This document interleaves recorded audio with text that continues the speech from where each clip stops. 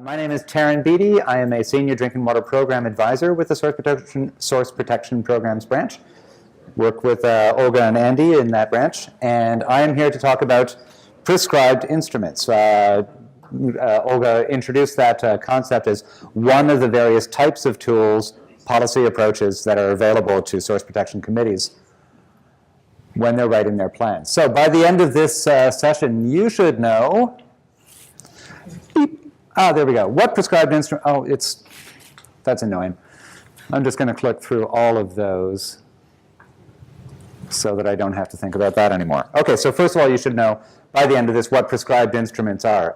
For instance, last year I was, around this time, starting to feel a little sluggish and listless, and I couldn't concentrate very well. I went to the doctor, and he said, well, you should get a hobby. You need something to engage your mind. You should study piano. So that's one type of prescribed instrument, but we're going to be talking about others here. You should learn how prescribed instruments manage drinking water threats, how you can have multiple instruments within one site, instruments that are created by various different branches or individuals, and the role of the province and certified persons or consultants that develop nutrient management plans, for instance, and risk management officials in regarding prescribed instruments, and how the instruments can enable exemption from risk management plans. Kind of a key concept that we do want to make sure that you understand by the end of today. Okay, so what are instruments?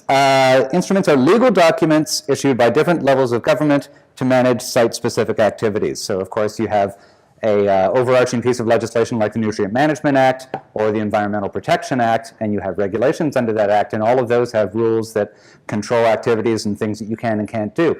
But at a property-specific level, you have site-specific instruments like an environmental compliance approval or a nutrient management plan, and that's written specifically for that property. Some examples are business licenses from municipalities. I mentioned environmental compliance approvals, a provincially issued instrument, and there are federal instruments too, like an authorization for works affecting fish habitats. What do? An instrument allows the instrument holder to conduct actions authorized under the legislation. So, like I say, the instruments will have specific terms and conditions that control the limits of what you can do on that specific property. The instrument is usually specific to a certain type of activity. So, a nutrient management plan does not control, for instance, fuel storage.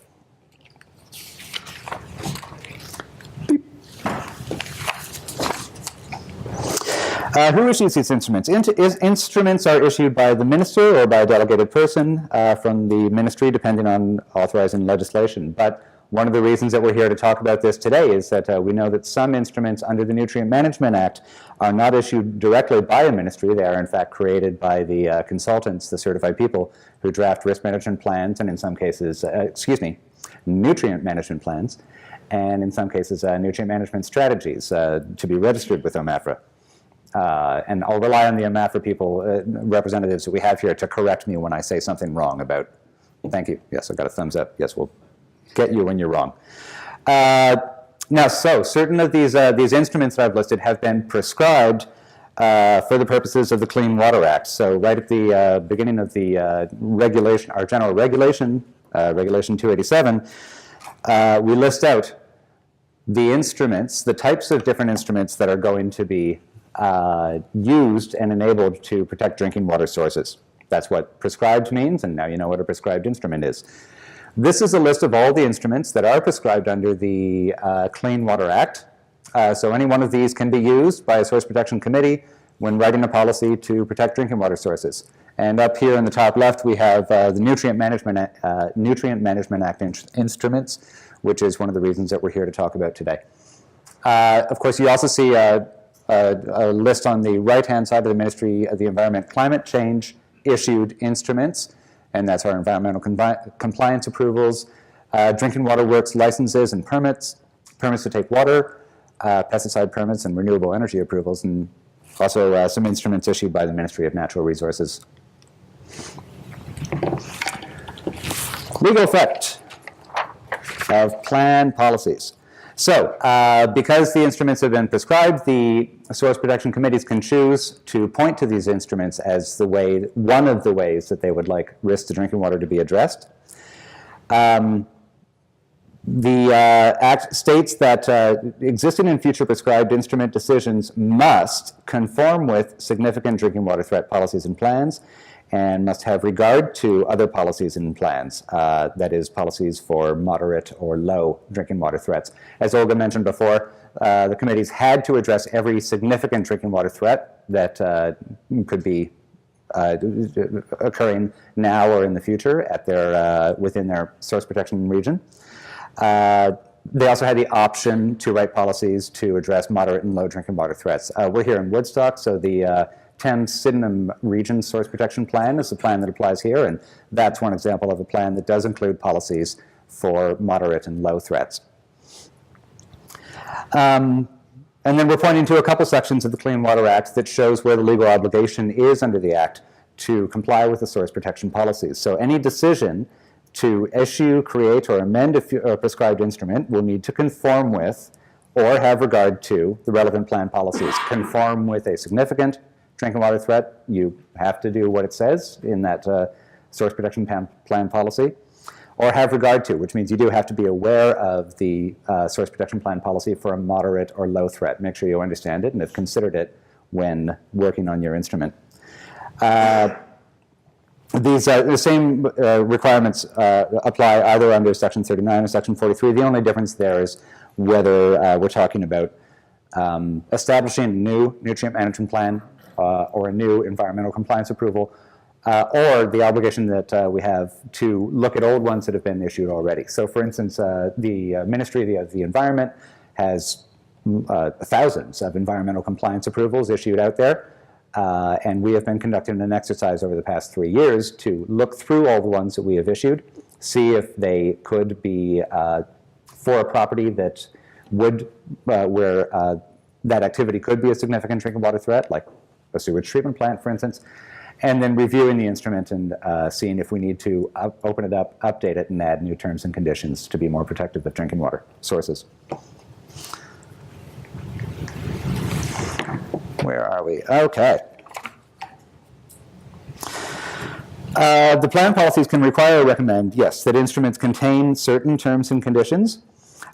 This is actually a key point. It's important to review the specific policy for your area.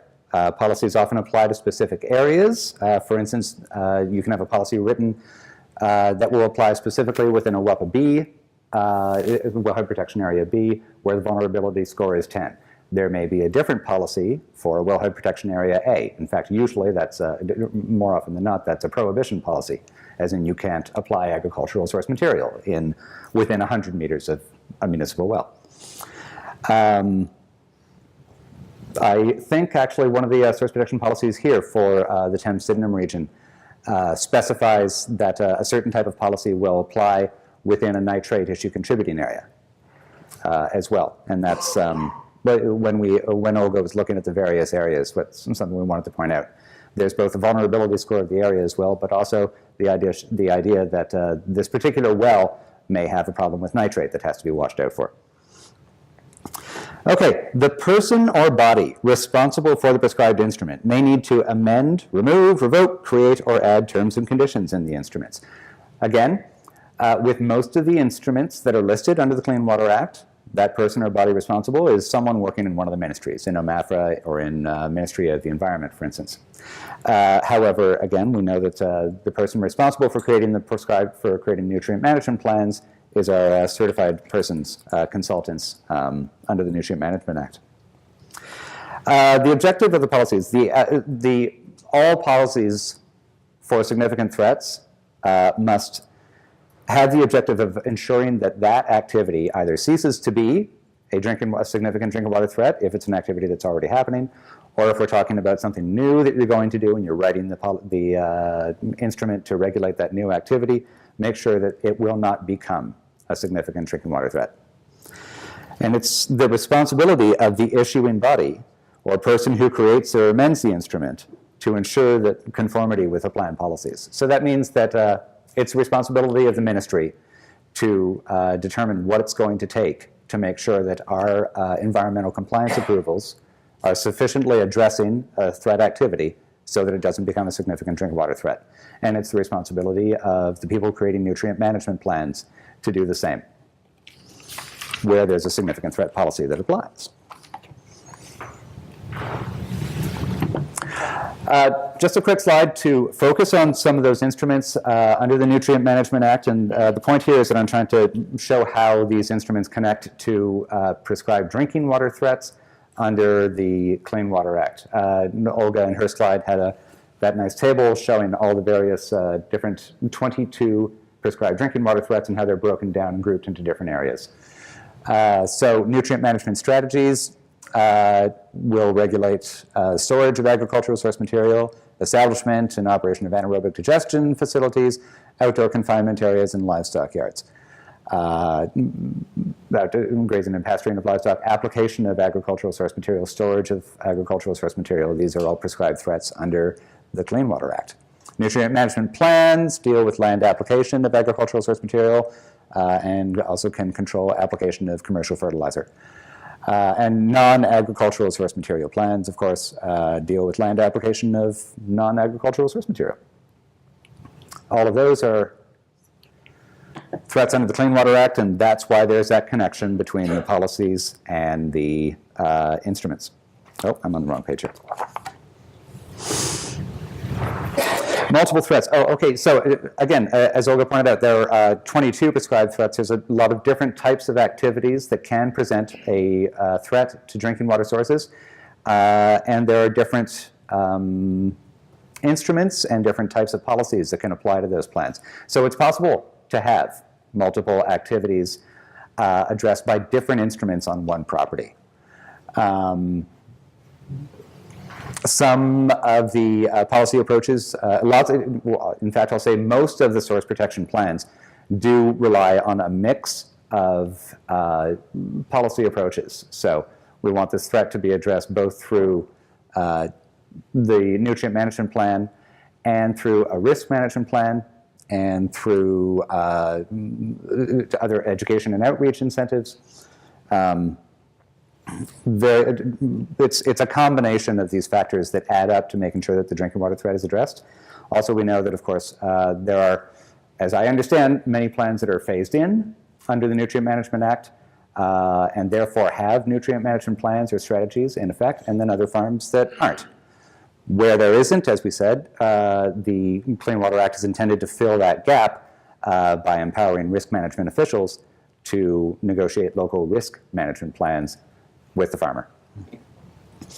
And that's the example that we have right there, for instance. You can have a situation where manure storage, could be regulated by a nutrient management strategy, but other activities like fuel storage or livestock pasturing that aren't captured by that nutrient management strategy are still presenting a drinking water threat, and so the risk management official may need to have a risk management plan put in place for that.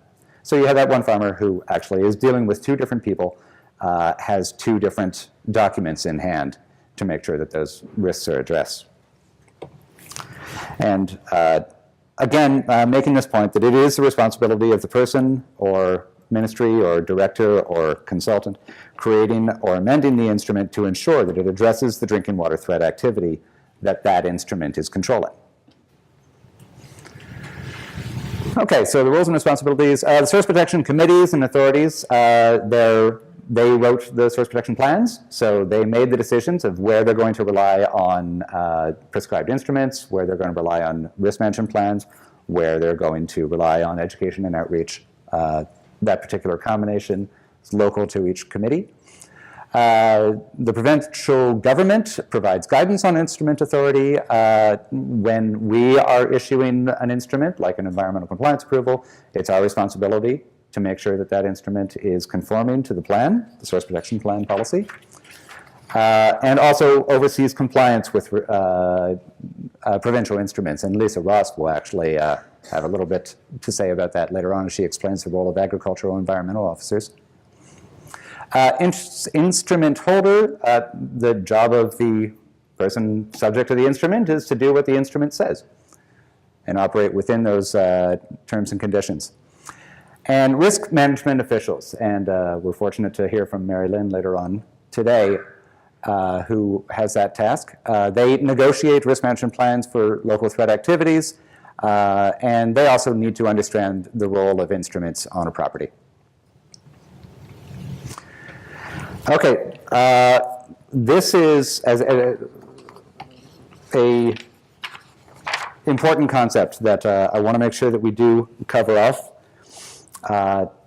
And I do welcome, once we're at the end of it, any questions about that in case anything's unclear about it. But there is a provision in our regulation, Reg 287, called Section 61, and that is a provision that allows for an exemption for a risk from the requirement from a risk management plan if there is a prescribed instrument in place that adequately addresses the same activity that the risk management plan would address. So the intent of this section in the law was to avoid, to minimize the potential for regulatory duplication. If there is, where possible, we aren't seeking to regulate the same activity through two different laws or two different instruments. So under this section, a risk management plan is not required when the activity that the risk management plan would address is managed by a prescribed instrument that conforms with the significant drinking water threat policies in the local source protection plan. So it's not necessarily enough to have an instrument like, let's say, a nutrient management plan regulating the application of agricultural source material, and to have that provide your exemption from a risk management plan. The nutrient management plan itself has to actually be addressing the drinking water threat, which is the reason that the risk management official is showing up at the property saying that they need to negotiate a risk management plan. A person can seek this exemption at any time, the farmer. For instance, if a farmer is sowing or applying manure in a wellhead protection area and has a nutrient management plan or a strategy for the activity, risk management official arrives at the property because the risk management official has the job. They have their obligation under the source protection plan to address all the drinking water threats that the plan tells them to. They've shown up and they have the task of negotiating a risk management plan with the farm operator. And the farmer seeks an exemption from that risk management plan because they have this instrument that's already regulating the activity. Okay, so they can start that process by providing a notice. And sorry, I do see your question here. No. So just to be clear, you're only talking about significant threat areas, not moderate to low. Yes, this section in general is going to apply to significant threat areas, and that's because risk management plan policies that task the risk management official with negotiating that plan are under Part 4, and Part 4, those policies only apply to significant threat areas. There aren't any risk management plan policies for moderate or low threats. So the only place where you're going... Repeat the question? Oh, yes, good point, I'm sorry. To repeat the question was, are we only talking about significant threat areas? And my clarification is that when we're talking about this Section 61 exemption, yes, we are, because the requirement for a risk management plan, that's the exemption that we would be talking about, risk management plans only apply to significant drinking water threats, not to moderate or low. Follow up on that, what is a significant threat? We'll hopefully, I'm not parking that. I want to return to that question after we've had a chance to look at Andy's presentation, because I hope that'll provide some clarity on how you can figure out whether a threat is significant, moderate, or low.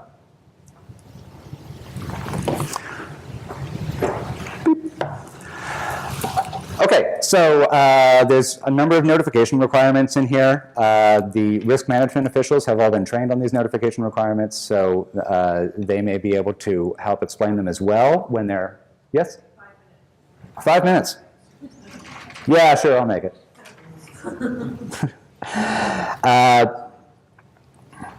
So the person seeking the request actually has to indicate that in writing. so that I'm looking for an exemption from this risk management plan. They provide that notice to the RMO. They have to give the RMO a copy of the instrument. The RMO actually has to see it and read it and understand that that instrument is in place and is correctly made. And the instrument has to include a statement of conformity. We use this term, you'll hear this term a few times in this presentation, perhaps from others. The instrument has to contain a statement that says this nutrient management strategy, this nutrient management plan conforms to the source protection plan policies. And it's the job of the person who creates that instrument, OMAFRA, if they are reviewing and approving a nutrient management strategy, the ministry, if it's an environmental compliance approval, or the certified person making the nutrient management plan, working with the farmer. That's the person responsible for confirming that this instrument conforms to the source protection plan and adequately addresses the drinking water threat.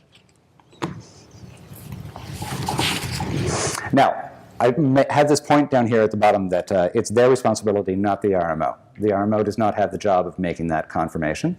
Having said that, the risk management officials know the program very well, and they know the area.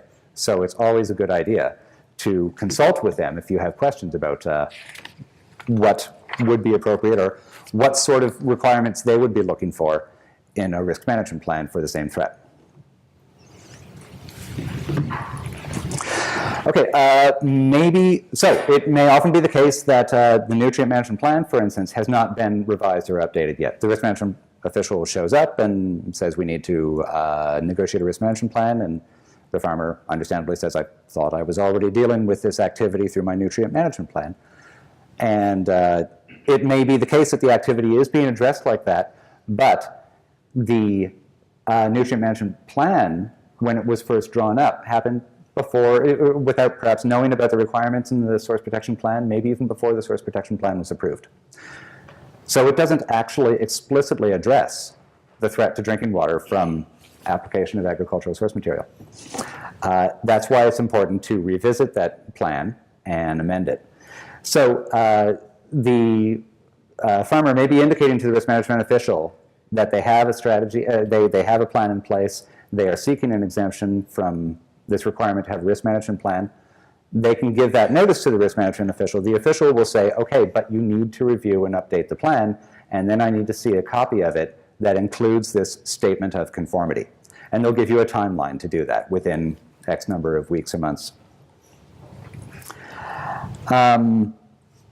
If a person doesn't even have a nutrient management plan, for instance, in place, but for whatever reason they're expanding perhaps, and here I'm starting to wade into the territory of what makes a farm phased in and not, and I'm probably going to get it all wrong. So I will just say that if the person is planning to get a prescribed instrument in the near future, they can indicate that to the risk management official. And again, the RMO will say, okay, so it'll take you probably X long to do that. Let's meet again in X many months, and then I want to see that instrument that shows that it's addressing the drinking water threat. So the RMO will indicate the timelines to provide a copy of the instrument and the statement of conformity once that work is done. The RMO can take away that exemption if these timelines aren't met. If nothing's happening, if the instrument is not being updated, if there's no statement of conformity forthcoming, then the RMO can say, okay, well, time's up, let's get a risk management plan in place because we have to. And I just want to finish off, this is, I wanted to make sure that we had a copy of this statement of conformity in here so that you could see an example of it. This is an example taken from a nutrient management strategy drafted by OMAFRA. So they included some, a specific couple terms and conditions within this nutrient management strategy, mainly making sure that within an issue contributing area on this farm unit, that no new temporary field storage or outdoor confinement area is established in that area. And then you can see, where is it? I think on the next page, there was a cover letter included with this nutrient management strategy that explains that we reviewed this strategy for conformity with the Thames Sydenham Source Protection Plan. and along with information that we received from your consultant, and conditions were added to ensure that these actions are completed. Oh, and I'm sorry if I back up one. That condition number 3, for greater certainty, to conform with the applicable significant threat policies in the source protection plan, if the director includes a condition into this approval, the owner shall ensure that the thing is not established. Okay, so that's the combination of language that was used in this particular example. We don't actually prescribe within the Clean Water Act how this statement is drafted. So we do have different versions of this statement that have started to be created. It's still somewhat a new thing, but OMAFRA has been doing a lot of work to make sure that their energy management strategies that they're responsible for are conforming and that have this statement in it. And that means that the risk management official can see this, understand that the instrument conforms to the source protection plan, and therefore the Section 61 exemption applies. Yes, question? Do you have an example of a statement of conformity written by a certified crop advisor in an injury management plan? I do not. Do you know if any of those statements have been written? I have an example for you. Okay. Yay. Yeah. Good. Well, then we'll see one from Mary Lynn later on.